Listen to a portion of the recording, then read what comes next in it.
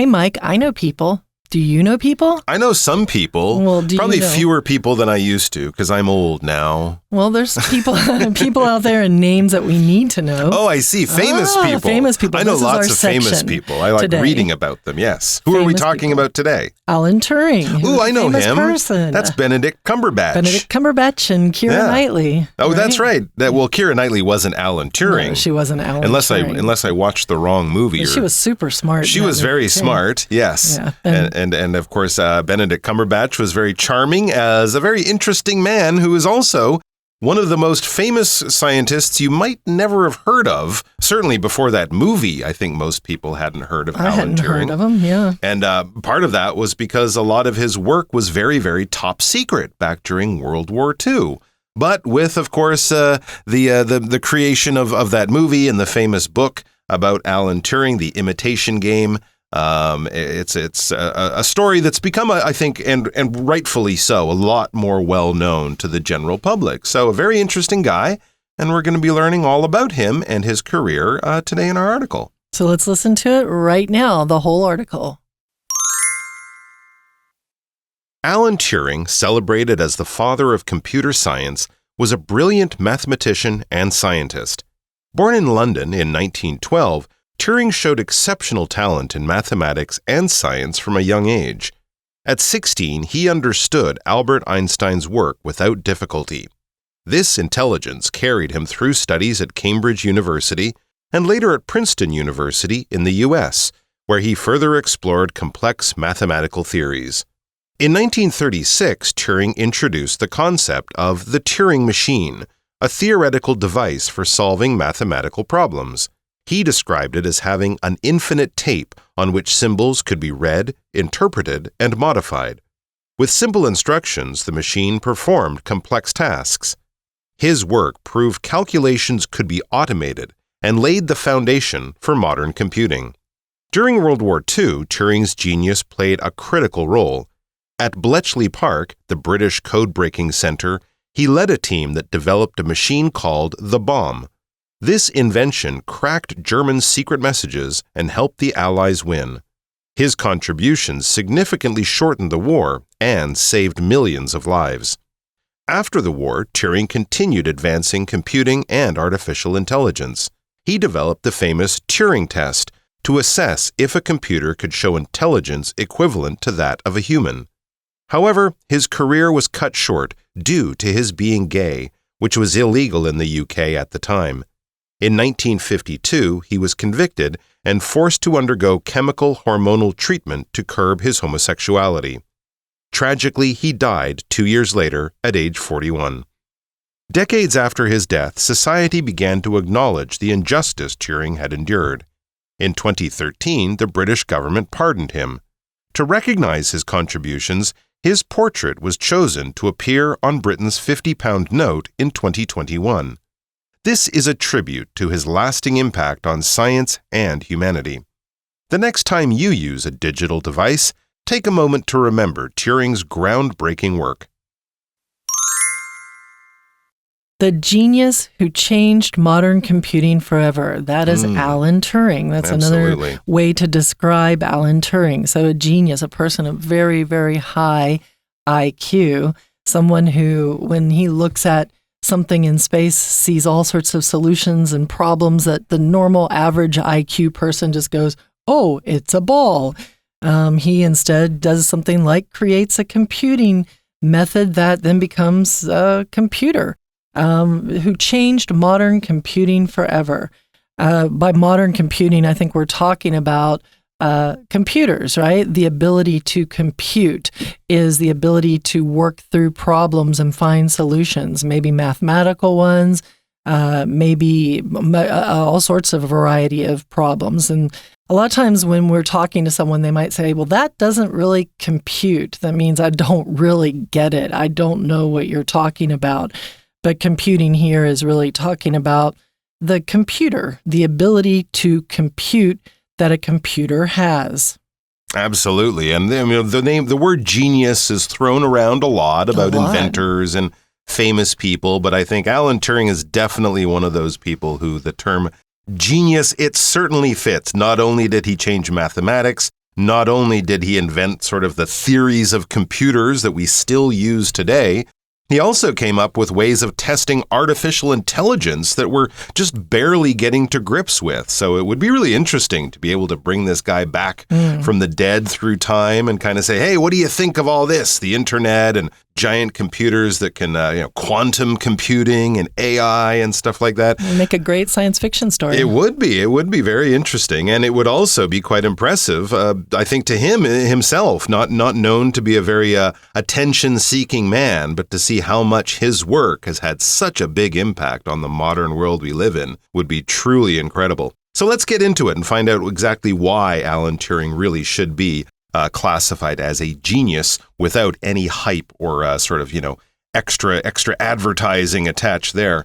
And we begin with a sentence. It says, Alan Turing, celebrated as the father of computer science, was a brilliant mathematician and scientist. So that's a pretty good one-sentence summary of his career. He's the father of computer science in the same way that we can talk about, Henry Ford as the father of modern manufacturing or something like that. Many other people did important work in computer science, but there are occasionally people who bring together a lot of different ideas and kind of turn it into one giant concept that really proves to be very true and also very forward-looking. He's a brilliant mathematician, so he was trained not as an engineer, making machines or anything like that, but just as a purely theoretical mathematician doing complicated mathematics, and also a scientist.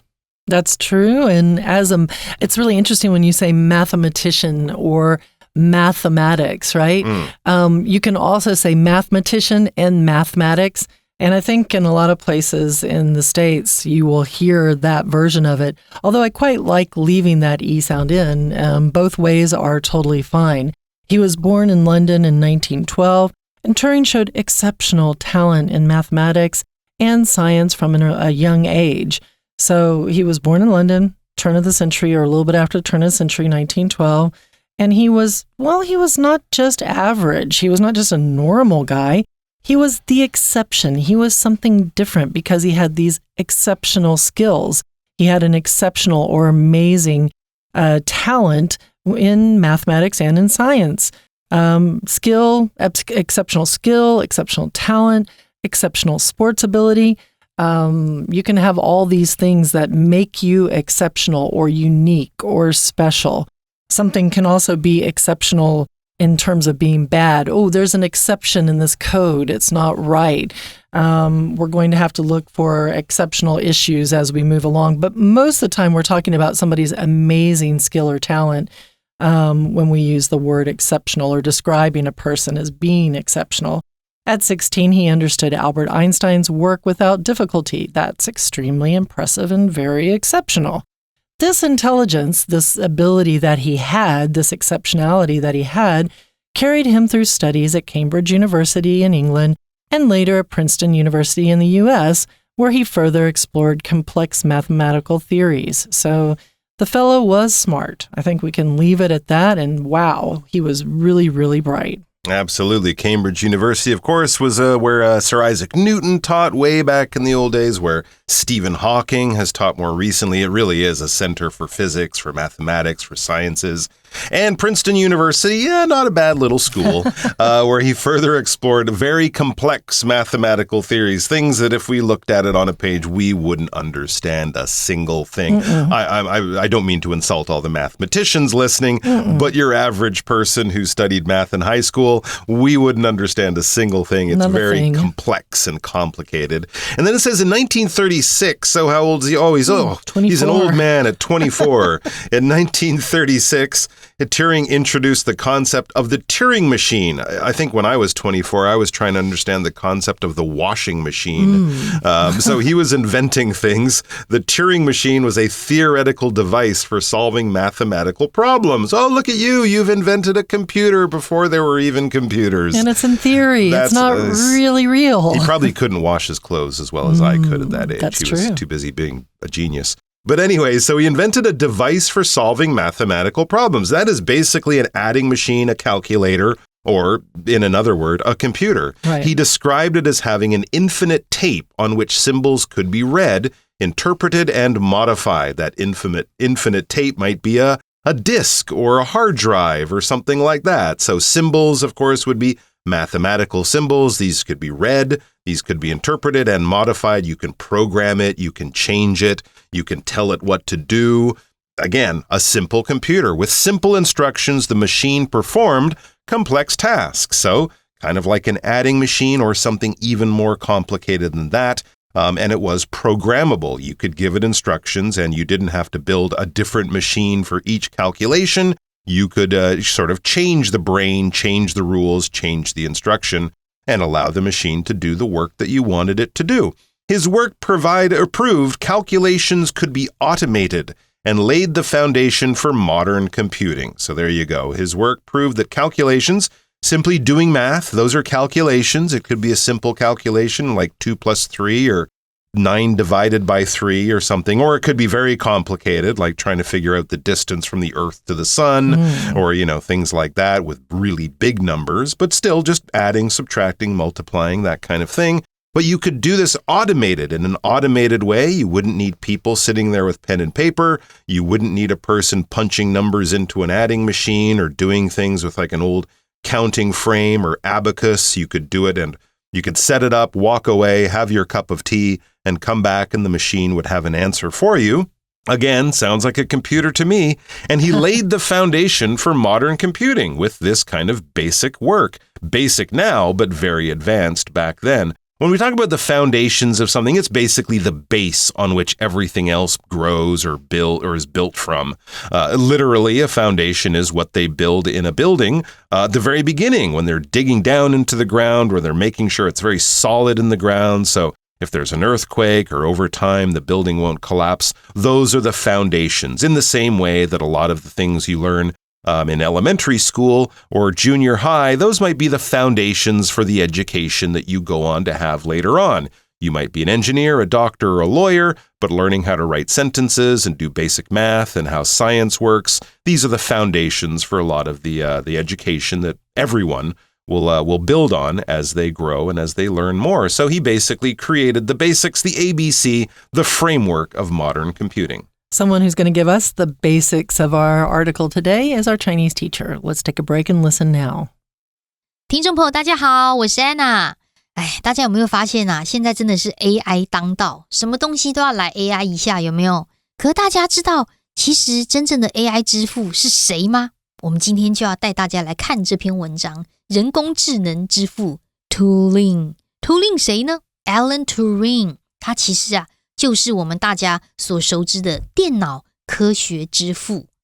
那么在第一段的第一句当中，我们看到关系子句的简化 Alan Turing 逗点之后省略的是 who was， 因为他已经过世了所以要用过去式。那这个 was celebrated as， 在这里的 celebrate 可不是庆祝的意思它是 famous noted。 好，它是这个所谓的以什么为著名，因为什么身份而出名的这个形容词。那他是一个 brilliant mathematician and scientist， 他是很棒的一个聪明的数学家跟科学家。然后你看到最后这个发现原来他是考篇章结构现在的篇章结构是很困难的，为什么呢？因为它不是4选4，不是一个萝卜一个坑，它是5选4。换句话说，5个选项当中其实有一句根本没有办法放在文章里面。有没有听出那个关键？有一个选项根本没有办法放到文章里。换句话说，其实文章它会有文章的脉络。文章的脉络，例如我们刚刚看到的第一段，在段落的第一句通常就是主题句，它会预告你这整段大概在讲些什么东西。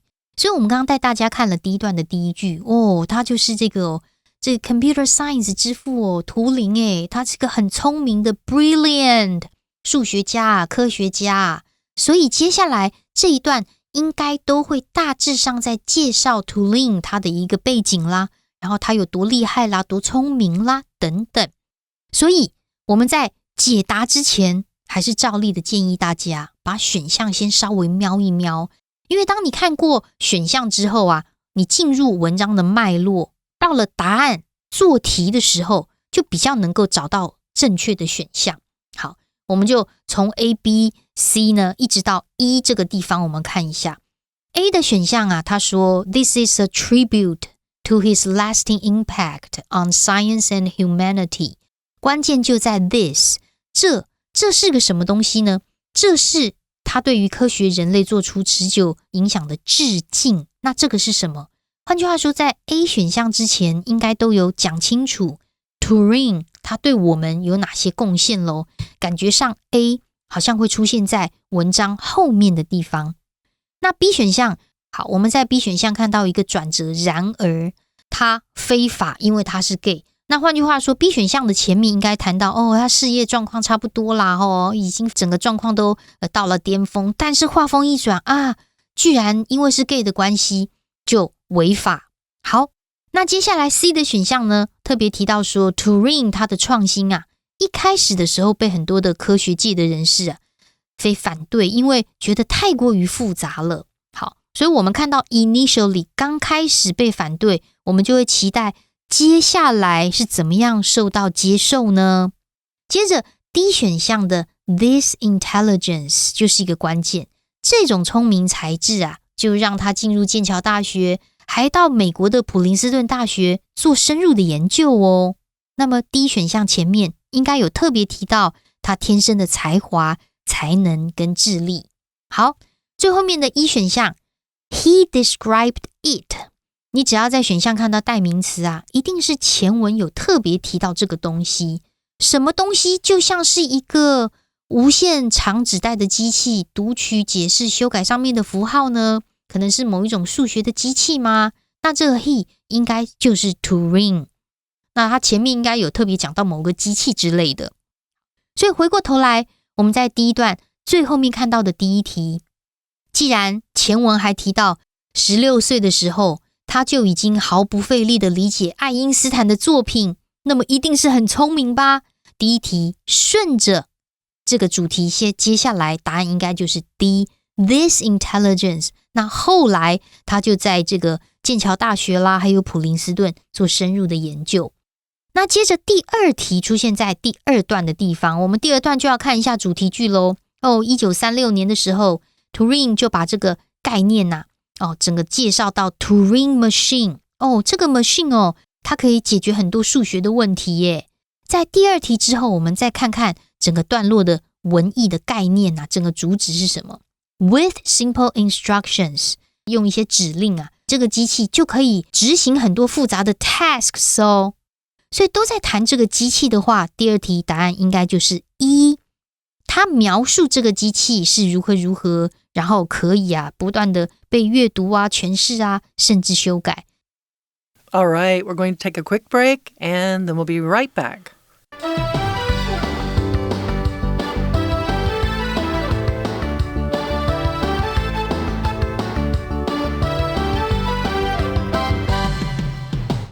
So moving into our next paragraph, we see that during World War II, that being the latter half of the 1930s and into the 1940s, Turing's genius played a critical role.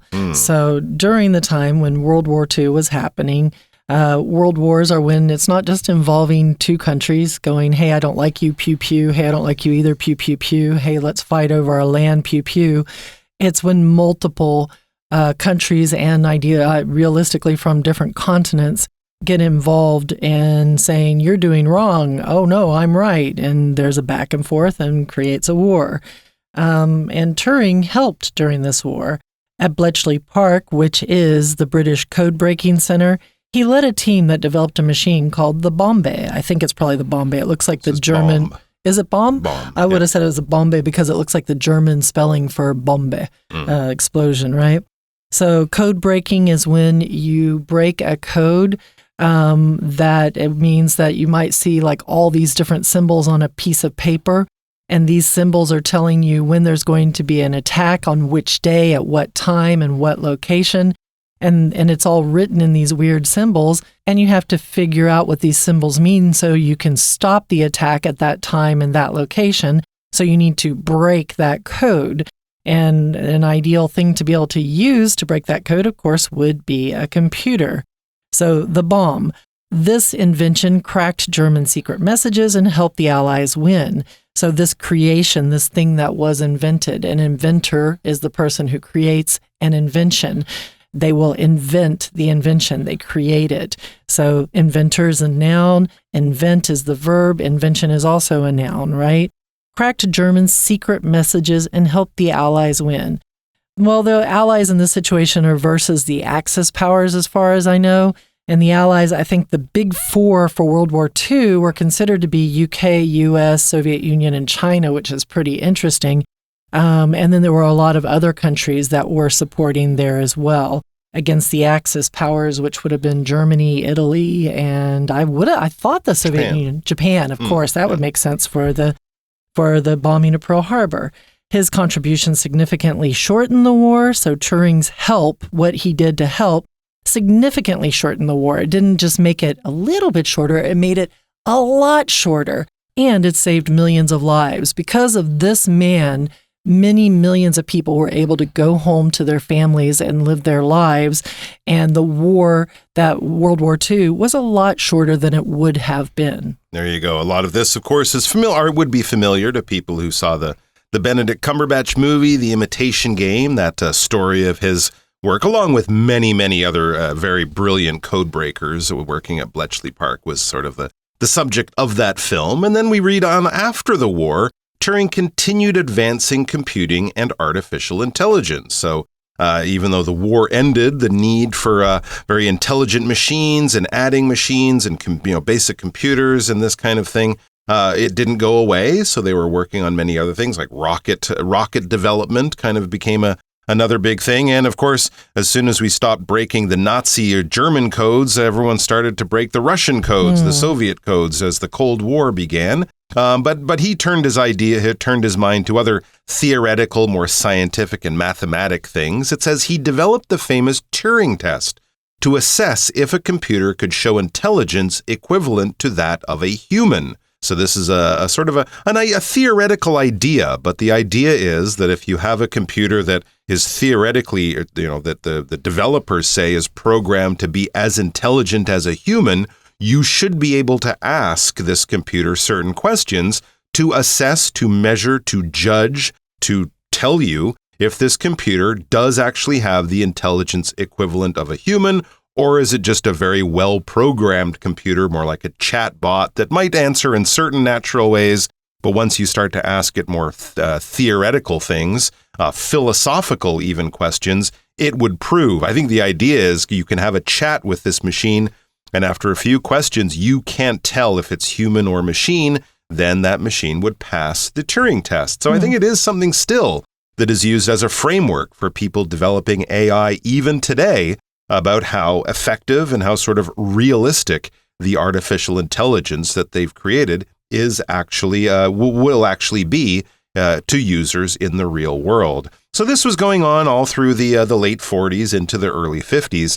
However, his career was cut short due to his being gay, which was illegal in the UK at the time. So yes, this was a big problem and a big controversy in his life. It came out that he was gay. He was found to be in a gay relationship. And at the time, I think up until 1967, in fact, in the UK, it was illegal to be physically attracted to another man or to engaged in sexual acts with another man. And you can also kind of imagine at this time, there was the beginning of the fear of communism and spies from Russia, this whole Red Scare or Red Menace that they had both in the UK and in Britain, and in the US to actually a much greater degree. McCarthyism, but this fear that if he was gay, the spies could find out and then they could use that against him and then force him to, give them British government secrets and that kind of thing. So some over-enthusiastic police and Secret Service people were quickly trying to find, all the gay people in government and get rid of them because of, homophobia, obviously, a fear, an irrational fear of gay people, but also a fear that it could give the Russians some kind of advantage in the old spy game. And in 1952, he was convicted and forced to undergo chemical hormonal treatment to curb his homosexuality. So he was convicted, he was charged and found guilty. The person who is convicted is called a convict, right? And the crime that they commit is called their conviction, or what they're charged with might be called their conviction. And then he was forced to do something. And at this time, if you were found to be homosexual, well, it wasn't just that you were okay to be out in society. No, you had to do this terrible, horrible thing. He underwent chemical hormonal treatment to curb his homosexuality. Now, this might mean they're giving him, by hormonal treatment, it might mean they're giving him large doses of testosterone or estrogen or progesterone or something like this. My guess would be testosterone, because they probably see that as the main dominant male hormone. And they figured if you give a big burst of testosterone, we'll say, to a person, then you're going to act like a man, based on what they felt like a man should act like. And that this would curb or contain his homosexuality. To curb something, you can curb your anxiety, you can curb your desires, you can curb your hunger. Those are all ways to control certain things or make them less than. So if you curb your hunger, you're making yourself just a little bit less hungry by maybe eating a handful of nuts or something so you don't have to eat until dinner. And what they were curbing was his homosexuality, or trying to. By homosexuality, we see homo, which means same, sexuality, sexual interest in a person of the same sex, instead of heterosexuality, which means sexual interest in a person of the other sex. Tragically, so very, very desperately, sadly, he died 2 years later at age 41, probably very much related to this hormonal treatment that they did on him. That's my personal opinion, and after watching the movie, that was kind of a desperately sad part of the movie. Sorry for the spoiler. If something is tragic, it means it's very deeply, deeply sad, or involving something that is extremely painful. And this is a very painful aspect of British history and of this man's life and then death. Absolutely. Yeah, I believe he committed suicide. Yeah. And his career had sort of been cut short because he couldn't work on a lot of the secret projects and programs that he'd been working on before. I believe he underwent the chemical, the hormonal treatment. I think it's also called chemical castration. To avoid going to jail. It was kind of, you can go to jail for 10 years or you can do this medical procedure. And of course, it just basically ruined his life. And he felt like he was shunned from society, and I'm sure many of his colleagues weren't willing to talk to him anymore. It was a very dark period, especially for homosexual people at that time.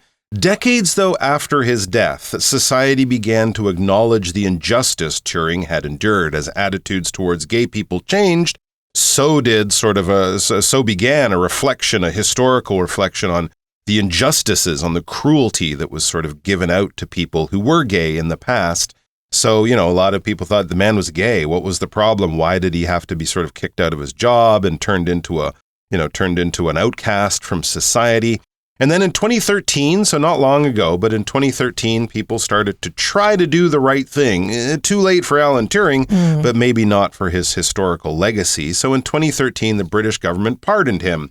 Again, he was he was dead at that time. But officially, they removed that conviction from the history books, from the record. And so that was a gesture, at least. And to recognize his contributions, his portrait or his picture, and this is a nice thing, to recognize his contributions, his portrait or picture was chosen to appear on Britain's £50 note in 2021, where I believe it is still to this day. And I think his colleague Isaac Newton is on the £5 note, and, great the figures in national history will appear on the money in many countries. So he has been given a wonderful tribute. And even today, his face is there on the £50 note. It probably says Alan Turing, scientist or mathematician or something like that. And this is a tribute to his lasting impact on science and humanity. Yes, a tribute is sort of like a public salute, an acknowledgement, a public show of respect to his impact, his great influence on science and also on humanity. Not only did he, as Leah said, save many lives during World War II with his work, but also his treatment in history has led a lot of people to reassess not only him, but many other people who may have been, different at certain times and treated badly because of it, but how in the end they were just being human beings And with all the flaws that they had, they still did many, many wonderful things. And those are the things that we should remember and celebrate. So it says the next time you use a digital device, from your phone to a computer to a tablet or whatever, take a moment to remember Turing's groundbreaking work. Absolutely. And if you're interested and haven't seen the film, watch the film. I believe actually the film was based on a book, which you can also buy. But a very interesting man with a very, very interesting life and an amazing impact on our modern world. All right, guys, let's listen to an amazing person now, our Chinese teacher. 接下来我们就来到第3段咯。第3段刚好没有出题啦，不过第3段可以先看一下第一句。在第2次世界大战的时候，图灵啊，他的这个天才啊，就发挥了关键的角色。第3句注意一下 crack 这个字， crack 本来有压碎压裂的意思哦，他的发明就整个破解了德国当时的秘密的一些讯号，结果就帮助把这个战争提前结束了。第4段，在战争之后呢，哇，图灵整个开始又推动电脑学啊、人工智慧的发展。来到了第3格，我们发现了后面讲到1952年 he was convicted 是定罪耶。我们刚刚有一个选项好像讲说有罪，对不对？没有错。这时候第3题就来到了 B 选项 however 然而他因为被发现是 gay， 然后呢当时是 illegal 的，所以就 convicted 居然有罪，然后还被强迫接受治疗。最后面来到第5段就剩下了 C 选项还有 A 选项咯。如果在最后面我们看到了这是一个 injustice， 最后一段第2句有提到政府 pardon him 已经整个赦免他。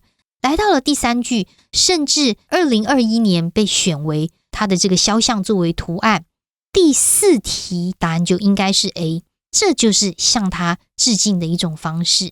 所以我们今天呢了解了人工智能之父图灵，顺便也做了一下篇章结构的练习。我是安娜，我们下次见。Long live the genius of Alan Turing. For English Digest, I'm Leah. And I'm Mike. See you next time. Bye-bye.